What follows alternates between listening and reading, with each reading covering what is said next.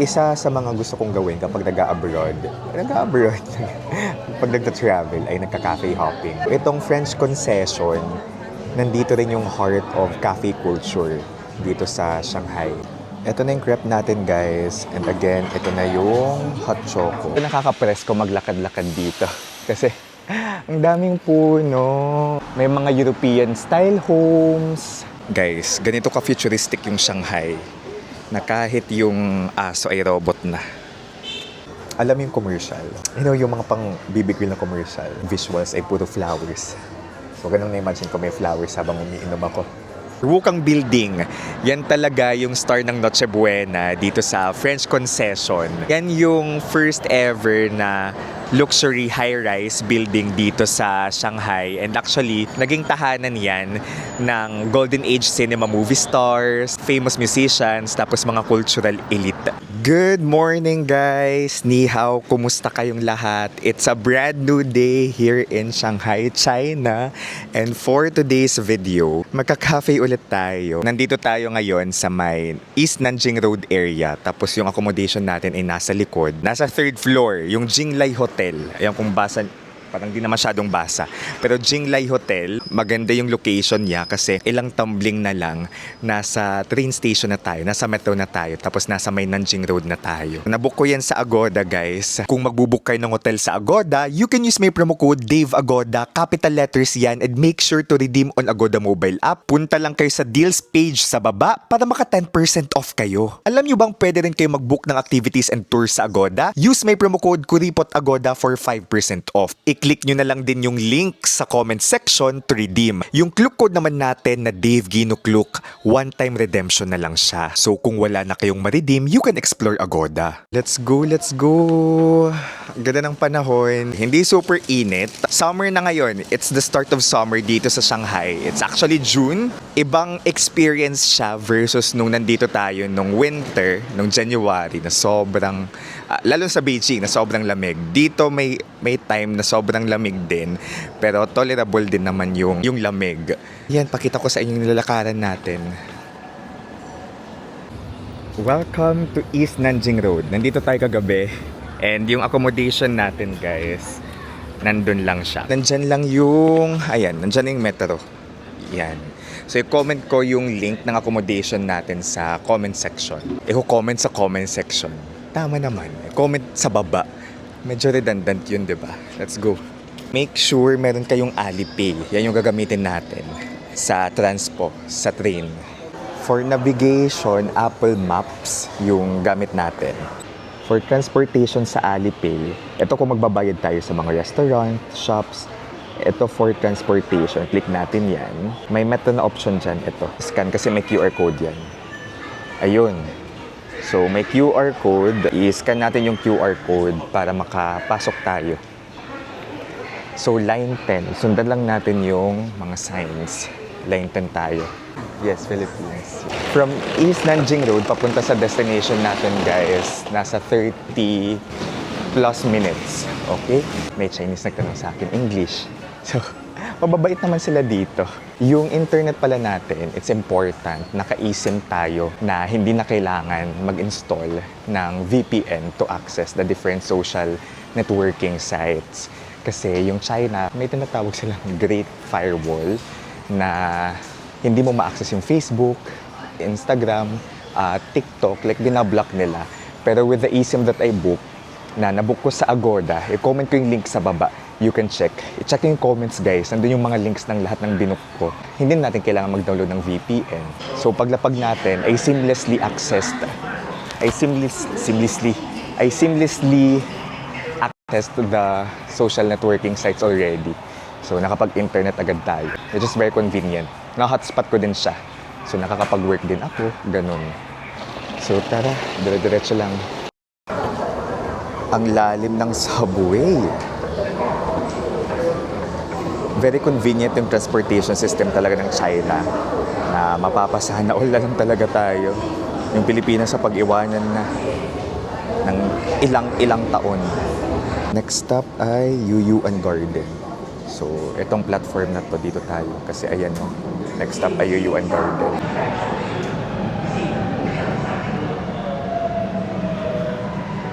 Tapos mura lang yung ano nila dito guys, train. As in, nasa 20 plus pesos. Yun yung usual na fare natin, nagre-reflect. Paglabas ng subway station, or para makalabas tayo here, ano muna natin, transport, tapos yung QR code ulit, tapos scan.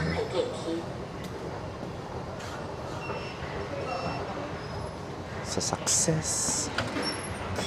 Alright, let's go. Exit 3. Tayo lalabas. Dito tayo exit 3 sa Shanghai Library Station. Tapos lakad na lang. And again, maps yung gamit natin. Apple Map. Okay? Naglo-load pa siya. Oh wow, this feels like a different Shanghai vibe. Welcome to former French concession area, guys, or French concession. So this area feels different from the usual Shanghai na we know of. Kasi ito, kung nasaan tayo ngayon, this area was governed by France from 1849 to 1943 during the World War II. Kung makikita nyo, so this area, wala talagang skyscraper, nagtatayugang skyscraper. Tapos maraming puno, ayan, canopy of trees. Kasi yung French government, they wanted to recreate Paris. Kaya ito yung itsura niya. Okay? May mixture din ng Chinese elements. Ganon. Maraming cafes dito. Feeling ko nakaka-press ko maglakad-lakad dito. Kasi ang daming puno. Quick history. Noong 1800s, the British, defeated yung Chinese Qing dynasty during the Opium War. So, yung China, they were forced to, ay, ang ganda naman dito, parang ganda ng cafe. So, nasa Wukang Road tayo ha. Ito daw yung isa sa mga pinaka-picturesque na road dito. So, na-defeat ng British yung China. So, napilitan yung China na mag-sign ng unequal treaty. Nagkaroon ng piece of land sa may Nanjing Road, for example. Naging international settlement yung British dito sa China. Yung France, nag-demand din ng land. So, ito yung land na yon. And then, nag-expand siya ng nag-expand. Kung makikita natin here, may mga European-style homes, architecture.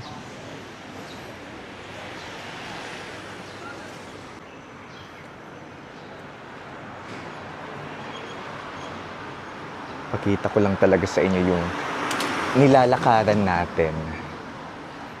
Cozy. Cozy ang vibe. And then may mga, again, cafes. Mga simple, small cafes. Pero sa totoo lang, di naman siya Paris na Paris. Yung vibe dito. Kasi nag-Paris na tayo ng 2022 eh. Iba talaga, very European. Kasi Europe nga, cobblestones. And, ay, saan na ba tayo? So, maraming nagbabike here. Malapit na ba tayo? Ay, konting lakad pa. Yun, tawid. So, checking the maps from time to time. But it's nice kasi Shanghai is a very walkable city. Dito pa lang, oh. Ang hip, ang charming ng area. And fun fact, yung mga punong nakikita natin, mga imported pa yan from Europe. Okay? It's a leafy area. Leafy vegetable. Charing. Ayan. Ang naalala ko sa area na to is yung Roma Norte sa Mexico. Ganito siya. Mapuno, laid back, cozy. May mga nadadaanan tayong restaurants. Ay, ito. Shop.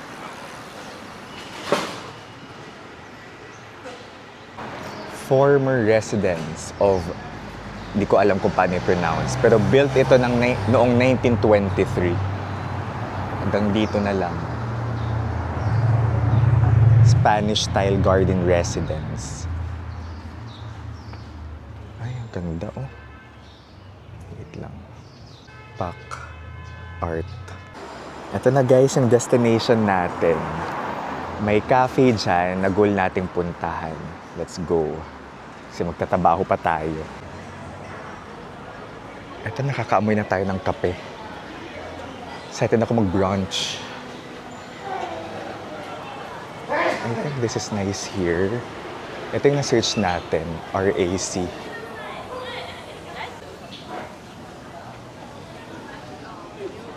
Para siyang complex. Okay, so nandito na tayo sa RAC, guys. And nag-order tayo ng hot chocolate. Okay, hot choco. My favorite. And then, ito yung vibe. It's just a chill, laid-back area. Tapos, it's a brunch place talaga. So, aesthetic yung kanilang interior. May halaman. Tapos, ito yung kanilang menu. Marami namang options. Actually, brunch options talaga. Pero ako nag-order ako ng crepe. Ayan yung drinks nila. Ito yung in-order ko. Ito na yung crepe natin, guys. And again, ito na yung hot choco. So, nailaman ko na siya.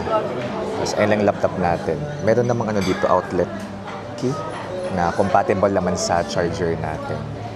So, let's go! Sarap ng hot choco, guys. Lasang kokwa. And hindi talaga ako ma-coffee as a person. Alam niyo nung college or sa high school, kahit Hell Week, natutulog ako. Tapos gigising ng maaga. Yun na lang.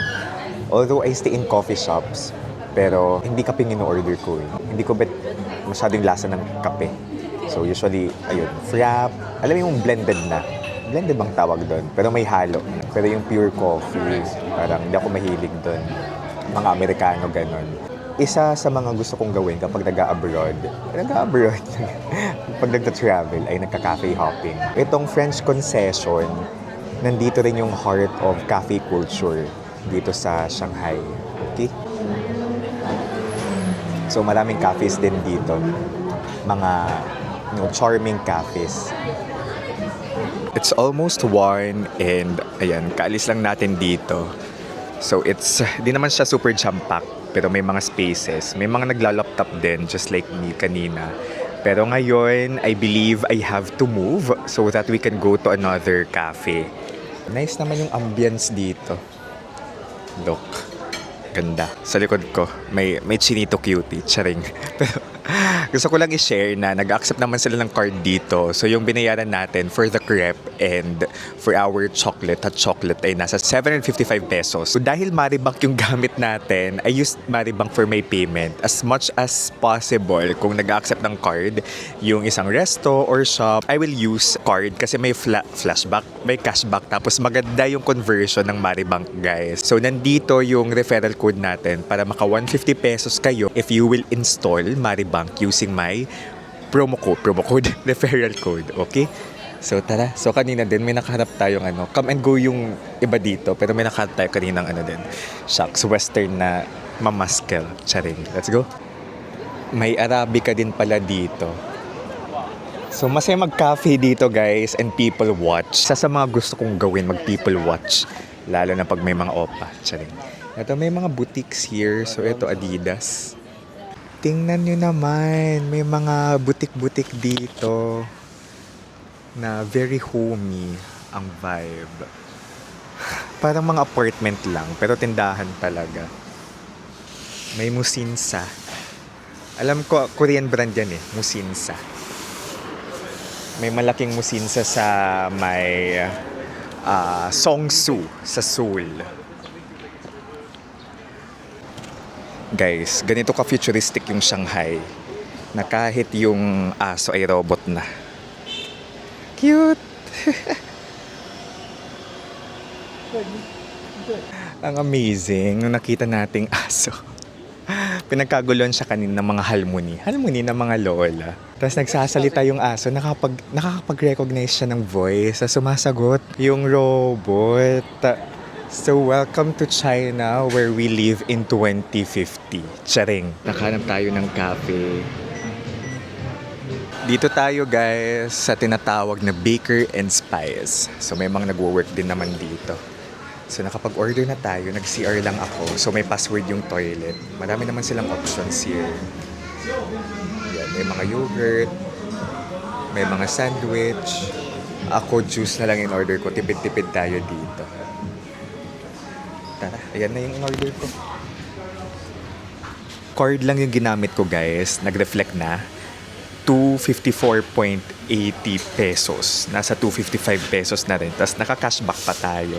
So this is peach juice? Something.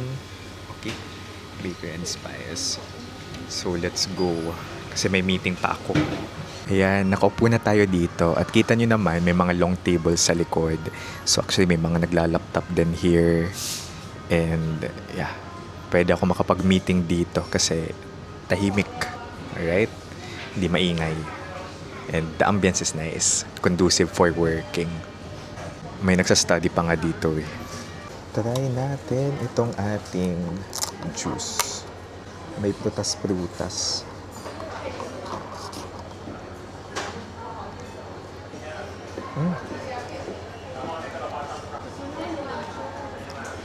Fruity. Malamang fruit juice. Refreshing. Lasang baby girl. Lasang baby girl. Lasang kulo. Charing. Alam yung commercial na, yung mga pang baby girl na commercial, mga pang teens, na yung visuals ay puro flowers. So, ganun na-imagine ko may flowers habang umiinom ako. Feeling ko pricey lang siya at 255 pesos. But I think it's also the ambience that we're paying for. Walking distance lang pala to kanina from our, cafe na pinuntahan kanina. Okay?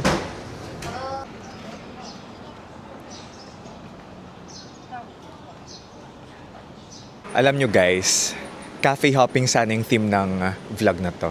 Pero dahil ayoko na magpalipat-lipat talaga, and kapag magstay ako in one place, gusto ko dire-diretso na yung trabaho ko. 2 cafes lang. Pero may mga cute cafes din dito guys ha. And of course, on top sa ayaw din natin mapagastos and maparami ng, sugar intake. Charing! Pero ang ganda dito guys. Magsi 6 PM na. Ayan oh.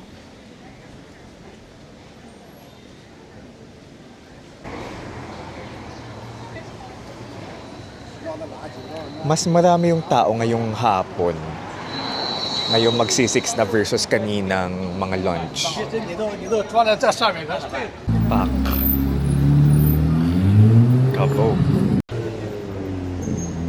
Lalakad tayo ulit dito sa Wukang Road. Actually, ito daw yung pinaka-famous na road dito sa may French concession. To set your expectation straight, tama ba?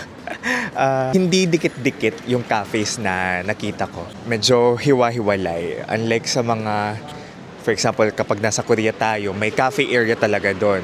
Like Iksundong, na sunod-sunod talaga yung cafe. Pero dito, comment down below kung nakapag-Shanghai na kayo, tas may area talaga na concentrated yung cafes. Ito, may mga nakapaskil, heritage architecture. Nandito na tayo sa other side ng French concession. May mga butik-butik pa dito, guys. And may area dito na kumpul yung mga tao. Kasi may mga students. May school. Okay. Ang daming nakabike dito. Ayan, may lola na nakabike.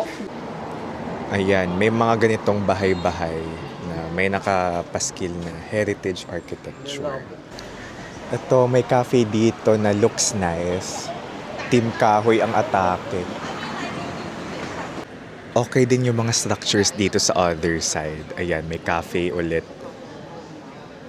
Ayan, we made it guys to Wukang Mansion or Wukang Building. Yan talaga yung star ng Noche Buena dito sa French concession. Yan yung first ever na luxury. Yan Yan, yung Flatiron building na yan na shaped like a ship.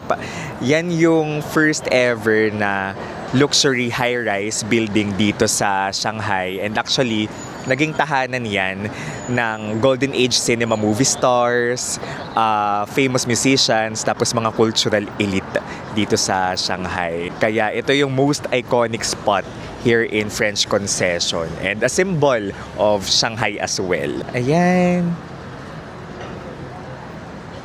So, a very iconic architecture. Again, Wukang Mansion, the most iconic spot here in French Concession. So, diba, very luxurious French or European ang atake. Past 6 na guys at nandito pa rin tayo. Nag-shoot lang ako here for the reels and for the photo na ipopost ko sana sa IG. At ganun pa rin. May mga nagpipicture pa rin here. So buti meron tayong magnet sa DJI natin. So kinabit lang natin yung DJI natin sa isa sa mga metal dito. Tapos nakapag-picture ako. Okay? Nang hindi selfie. Sige! Since magagabi na guys, i-close ko na yung vlog dito. Maraming salamat sa pagsama sa atin dito sa French Concession. It's an experience going here. It's a different experience kasi again, talagang preserve nila yung area. In fact, may nabasa ako na bawal nga magtayo dito ng skyscraper talaga. So yung mga matataas na buildings, ayan, gaya lang yan. Actually, 8-story building yan. And para tayong, kung hindi pa kayo nakapag-Europe, this is a taste of Europe na rin. Somehow, this reminds me of Hanoi actually. Di ba yung Hanoi, naging ano din siya, colony ng France. Yung mga cute na mga boutiques, cafes, restaurants, yung mga charming na architecture. This is very European/Asian kasi may touch, yung ilan dito ay may touch na rin ng Chinese element eh. So similar sa Hanoi na may touch na rin ng Vietnamese na elements. Sana nabitbit ko kayo dito sa French Concession. Again, a different taste, a different side of Shanghai. So this is Dave guys, the Kuripo Traveler here from Shanghai, China. Let's live our best lives. Bye-bye!